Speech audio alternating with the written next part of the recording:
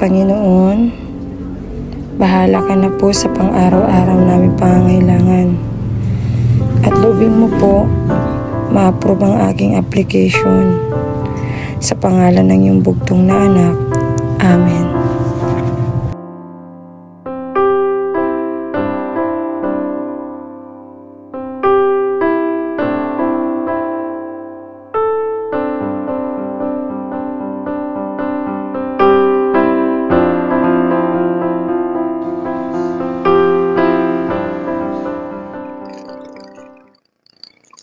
Naku Mars, sana ma-aprobahan ang ating application para sa financial assistance. Hindi na bumababa yung mga gastusin natin. Kailangan natin ng extra income. Ako Mars, alam na sana ma-approve yung assistance natin. Kasi siguro nakuha na talaga yung sinasahod ko ng ko. Para Mars, marami akong gawain sa bahay. Tara na. Mars, sana. Kuya, ang ganda ng po na to. Oo nga no, maganda no.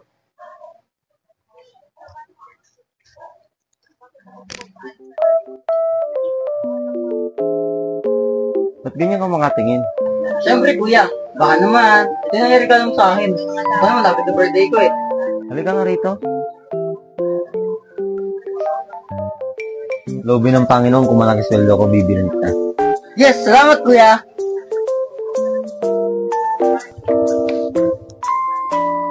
Uma, kamusta lakad mo? Next week pa daw malalaman kung approve yung application namin. Ay, sana nga ma-approve para makapagtinda na ako. Makabayad tayo sa mga utang natin. Punta lang po niya, Joel. Sige, pero bumalik ka kaagad ha. Opo. Musta si Mildred? Pininom mo ba ng gamot? Nasa loob ba, natutulog. Pagkatapos kong pakainin, pinainom ka na ng gamot. Ayun, medyo bumaba naman yung lagnat.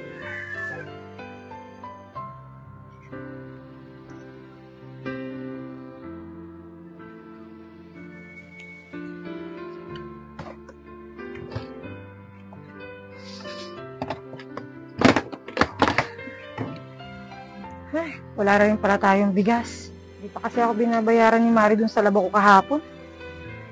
Tignan ko kung makakabali ako sa trabaho. Babalik ka na naman? Diba bumalik ka na? Wala ka nang sasahurin yan. Bahala na gawa na lang ako ng paraan. Wala na kasing gamot si Mildred. May awa ang Diyos. O siya alis na po ako. Sige, ingatan na ma.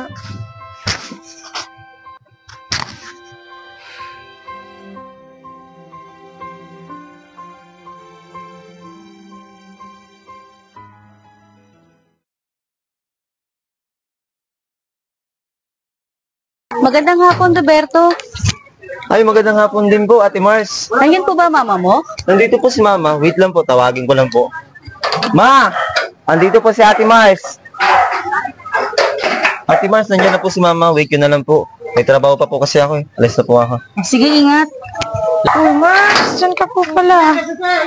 Kumar na dyan, naalala ko, may utang nga pala ako sa'yo. Ibibigay ko na, baka magastos ko pa. Naku ma, salamat sa Diyos. Kasi wala kami pambiling bigas. Tsaka gamot ni Mildred. Salamat. Salamat din sa Diyos. Pasensya ka na ngayon ko lang Okay lang naibigay. yun. Salamat sa Diyos, Mars. Sige, Mars, dito na ako. Sige po. Gagawin pa ako. Salamat sa Diyos. Ingatan nawa po. Salamat sa Diyos. Salamat sa Diyos. Kasi pambili na akong bigas. Tsaka gamot ni Mildred. Marahil nga't ay sana maidli at muling magising.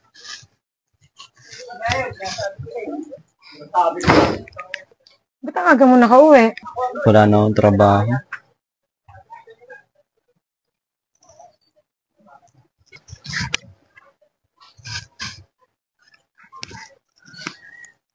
Nagbawas ng tao ang kumpanya. At isa din ako sa natanggal.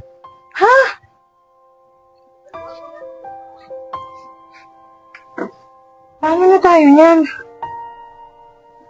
May sakit pa naman si Mildred. Wala tayong pambiling gamot. Hayaan mo, Ma. Hanap na lang ako ulit ng trabaho.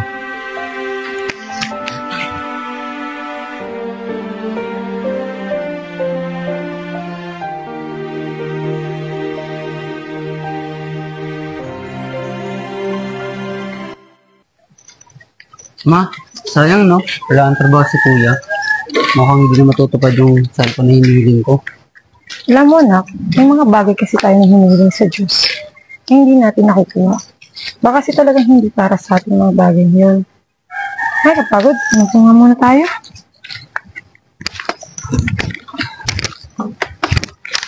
Pero anak, dapat mo rin ma-realize, may mga bagay na pinagkakaloob ng Diyos sa atin, hindi natin hinihiling. Yun yung mga bagay na dapat natin ipagpasalamat sa Diyos. Oo nga, ma.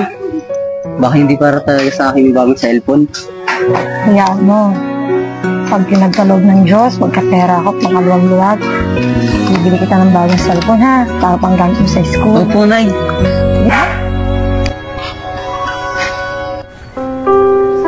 Panginoon, bahala ka na po sa lahat ng kabalisahan namin. Sa iyo ko po pinagkakatiwala ang lahat ng aking dalangin. Umaasa po ako na pakikinggan niyo po ang aking panalangin. Sa pangalan ng Panginoong Hesukristo. Amen. Oh, Mare! Ba't umaahos ka? Ano nangyari? Umasok ka nga muna dito. Na-check mo na ba yung text tungkol sa financial assistance natin? Ha? Saglit, saan ba yung cellphone ko? Wait lang. Saan yung cellphone ko?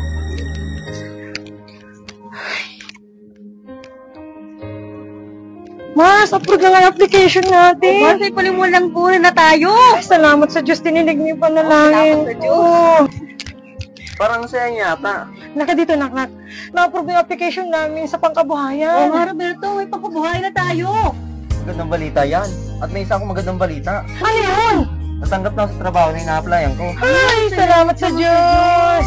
O siya, mauna na ako. May asikasuhin pa ako. Uwi na ako, ha? Sige, ma. Salamat. Una, kagda ka pala. May babalita kami ni kuya mo sa'yo. Ano po yun, ma? Salamat sa Diyos, anak. Na-approve yung application ko at may trabaho ng kuya mo. Talaga po, ma? O kaya lubon ng Panginoon sa birthday mo, mabibili na natin yung hinihiling sa cellphone. Oo, nak. Para may magamit ka na sa online class mo. Yes! Salamat po, ma and kuya. Salamat sa Diyos. Anak, tara na. Pasok na.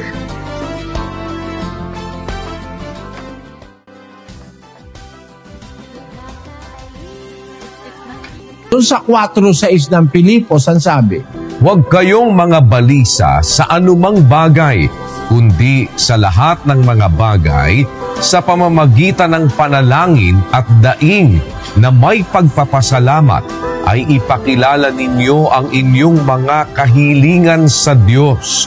At ang kapayapaan ng Diyos na di masayod ng pag-iisip, ay mag-iingat ng inyong mga puso at ng inyong mga pag-iisip kay Kristo Jesus.